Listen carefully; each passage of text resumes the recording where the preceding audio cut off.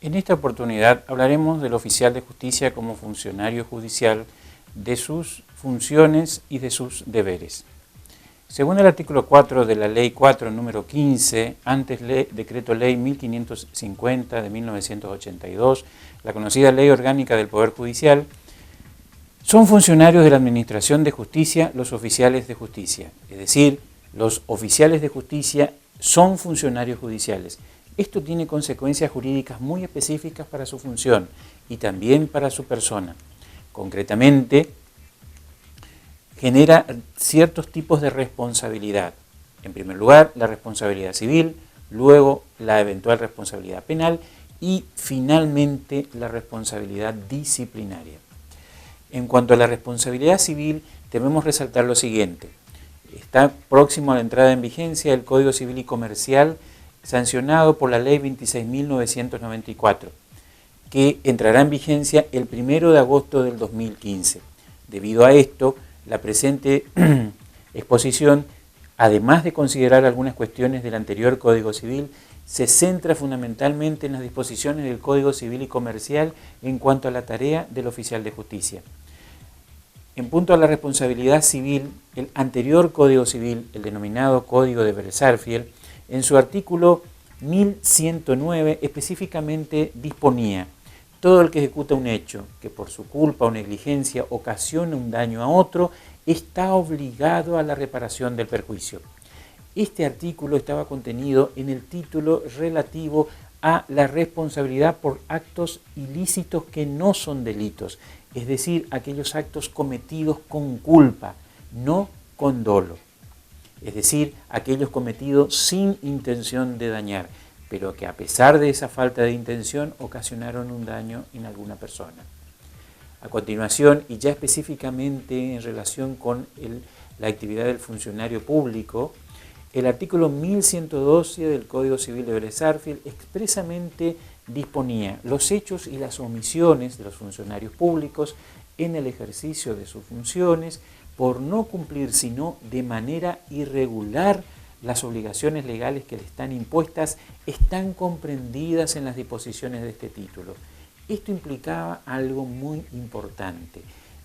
Las únicas responsabilidades que se le imputaban al oficial de justicia como funcionario judicial es aquellas emanadas, o mejor dicho, aquellas acciones u omisiones donde no ha mediado dolo. Si es que hubo o se prueba de que existió dolo, la situación es totalmente distinta. ¿Esto qué quiere decir?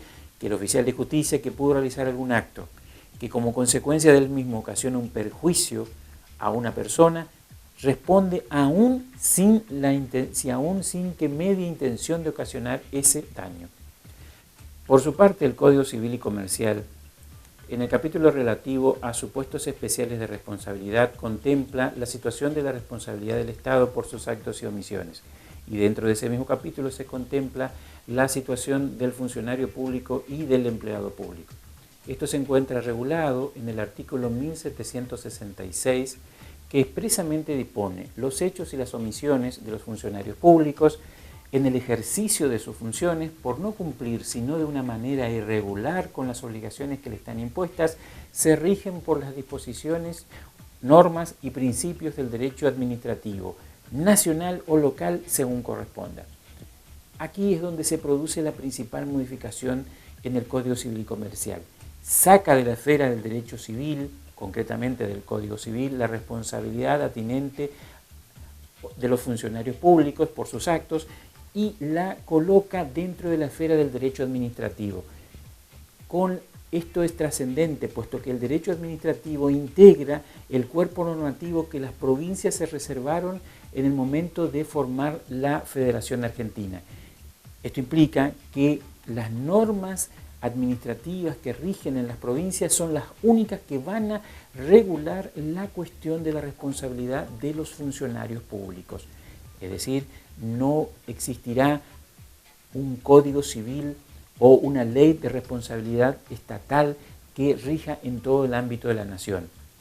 Independientemente que las provincias en cada caso puedan eventualmente adherirse a una eventual ley nacional o simplemente copiarla en sus respectivos ordenamientos locales. Ahora bien, la misma ley 26.994, en su artículo 9, que establece algunas disposiciones transitorias para aplicar el nuevo Código Civil y Comercial, en su cláusula cuarta concretamente dice: la responsabilidad del Estado Nacional y de sus funcionarios por los hechos y omisiones cometidas en el ejercicio de sus funciones será objeto de una ley especial. Es decir, la misma nación está reconociendo que va a ser necesario dictar una ley nacional. Pero aquí hay que aclarar algo: esta ley nacional no regirá para todo el territorio de la nación argentina, solamente en el ámbito de la responsabilidad del Estado Nacional y de sus funcionarios. Esto implica que las provincias, concretamente la provincia de Misiones, deberá en el futuro dictar su propia ley de responsabilidad estatal, que a la fecha no existe. Y en esto tenemos que resaltar: actualmente en la provincia de Misiones no existen normas legales específicas que regulen la responsabilidad civil del funcionario público. Lo que sí existen son normas legales que regulan la responsabilidad disciplinaria dentro de la esfera administrativa. Y acá hay que distinguir bien.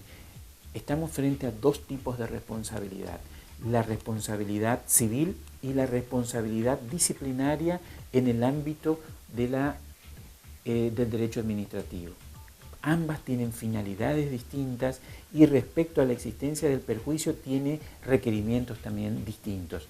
En primer lugar, lo que tenemos que resaltar es que la responsabilidad civil persigue reparar el perjuicio ocasionado por el obrar irregular del funcionario. En cambio, la responsabilidad disciplinaria no persigue la reparación del perjuicio, sino la sanción al infractor.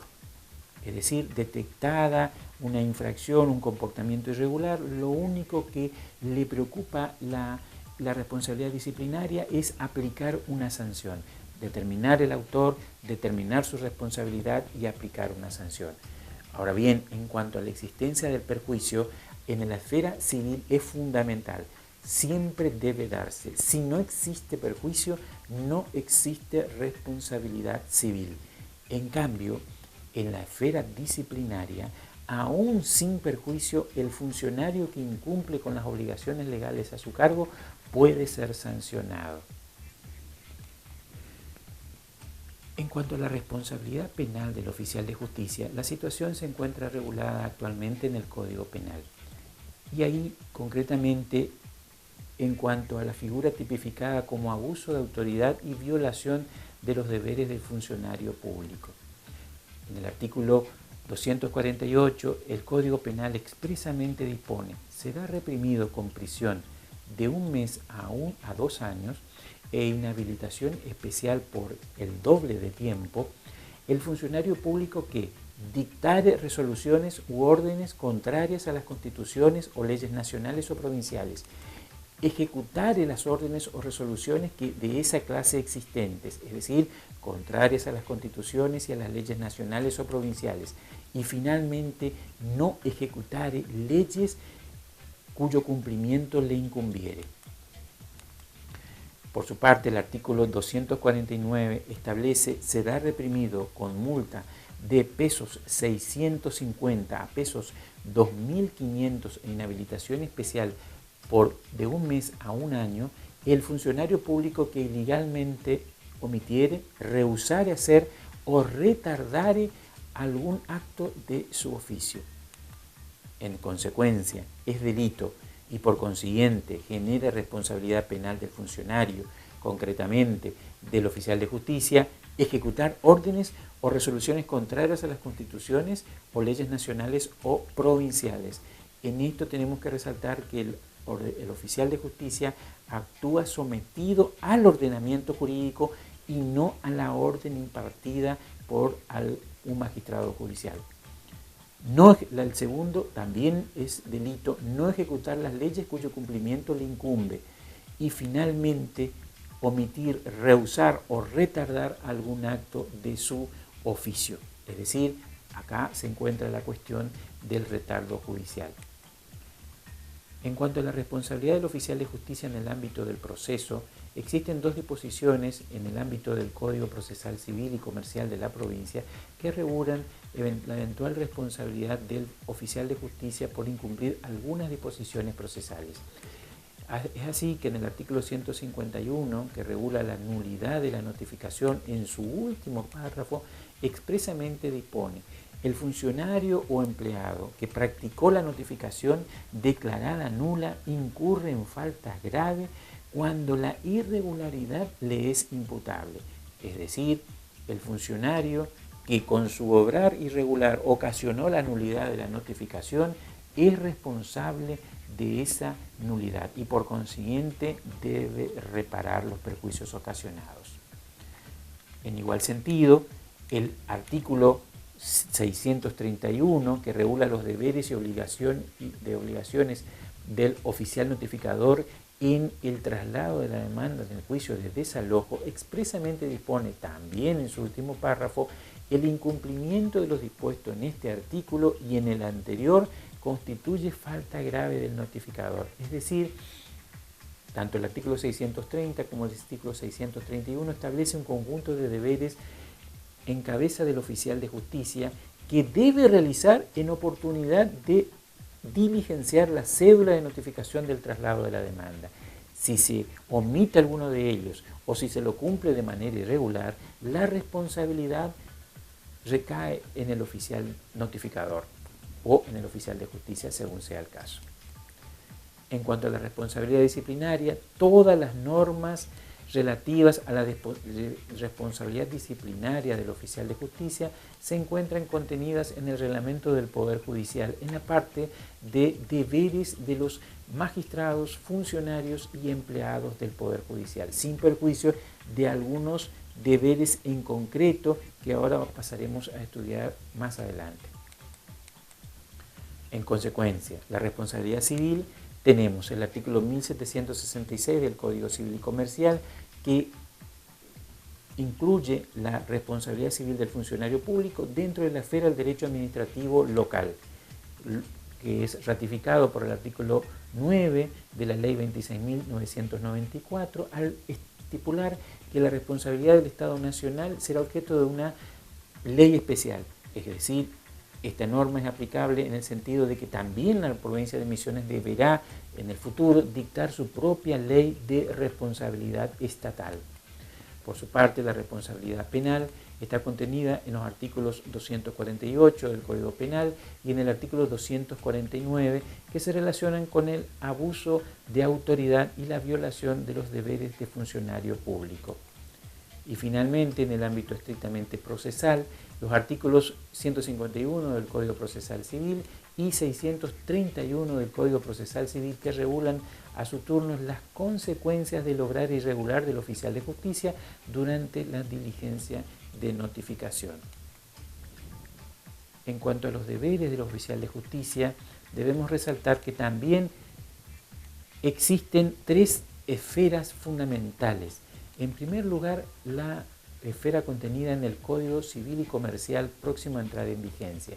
En segundo lugar, la Ley Orgánica del Poder Judicial y finalmente en el propio reglamento del Poder Judicial. En cada una de estas esferas normativas existen deberes específicos destinados, mejor dicho, en cabeza del oficial de justicia. En cuanto al Código Civil y Comercial, debemos mencionar en primer término que el oficial de justicia debe cumplir las diligencias dentro del límite de su competencia material y territorial.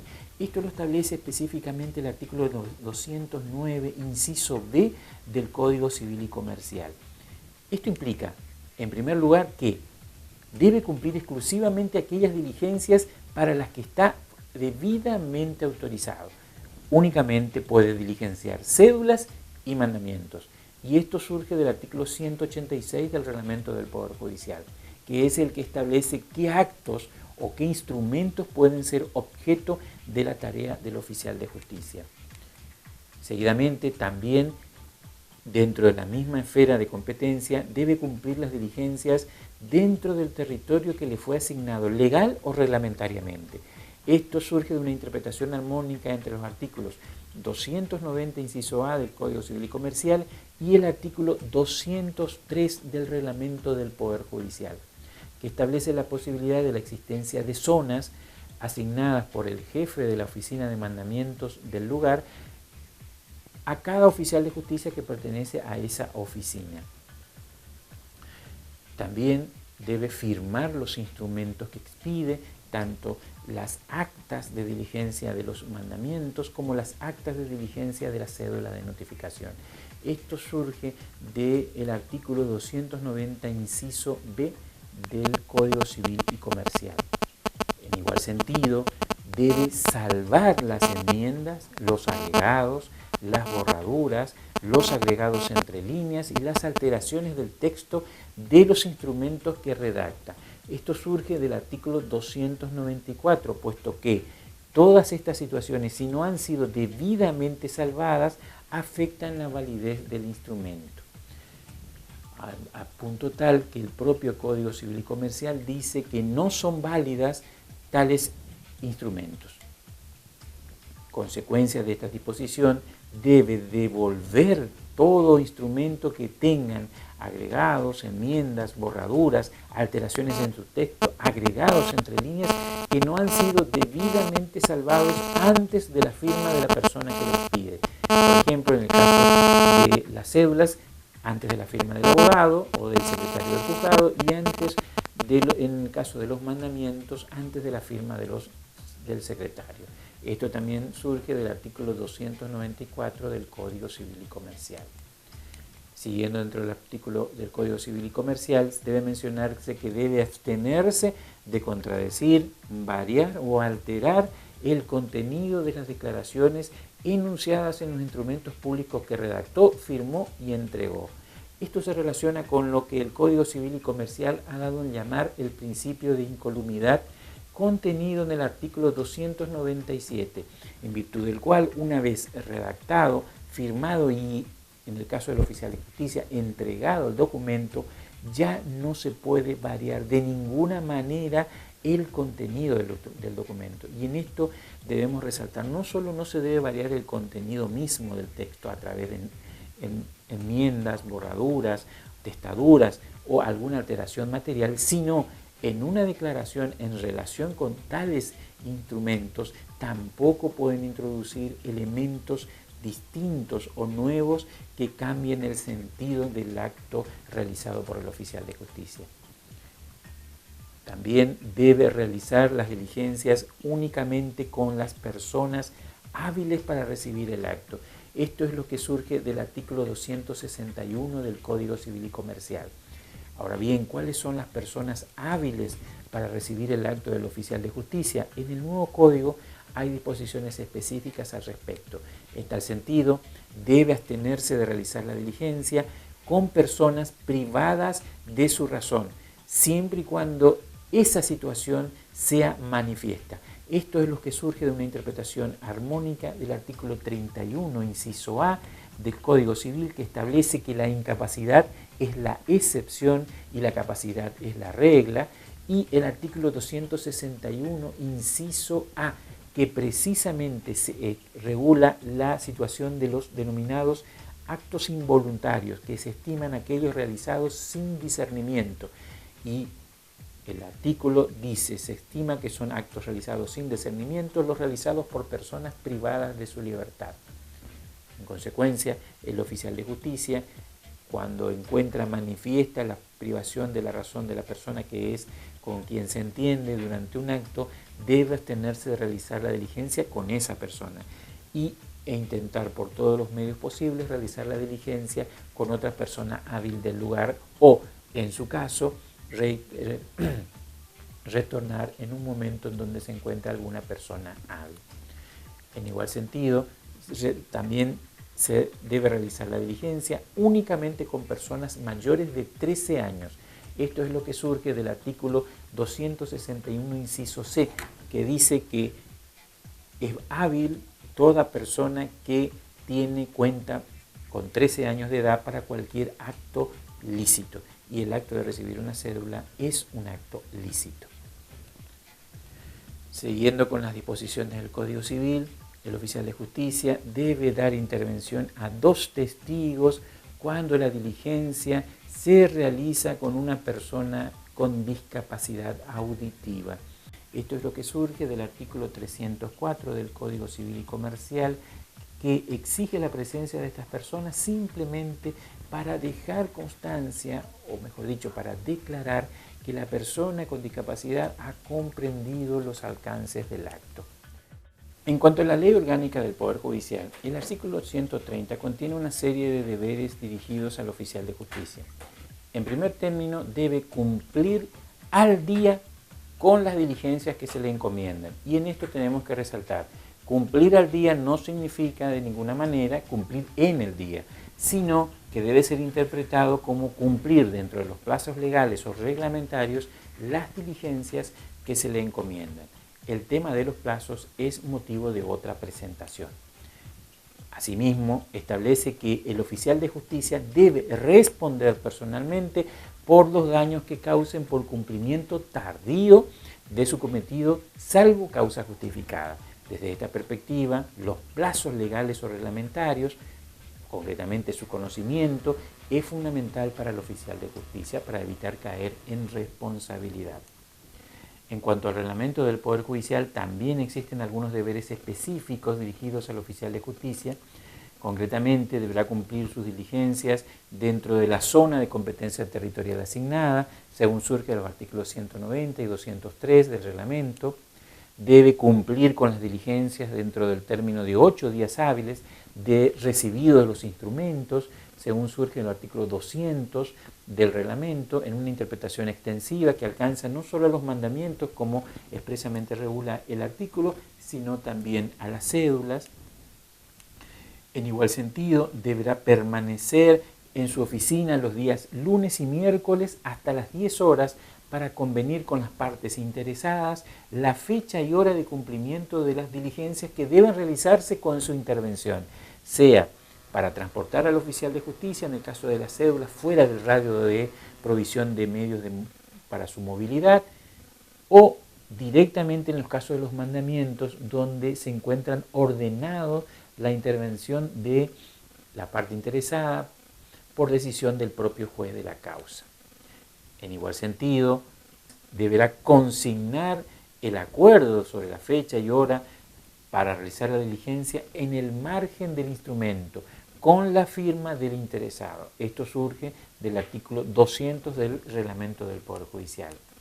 Asimismo, deberá retener el instrumento hasta 5 días hábiles siguientes al día convenido en caso de fracasar el turno para realizar la diligencia. Surge también del artículo 200. Y finalmente, debe devolver el instrumento sin diligenciar en el caso de que venzan los 5 días posteriores al turno señalado. En cuanto a la competencia material, es decir, qué actos puede realizar el oficial de justicia, es determinante conocerlos adecuadamente. Siempre existen dudas sobre ciertos instrumentos que tal vez integren el ámbito de la competencia material del oficial de justicia.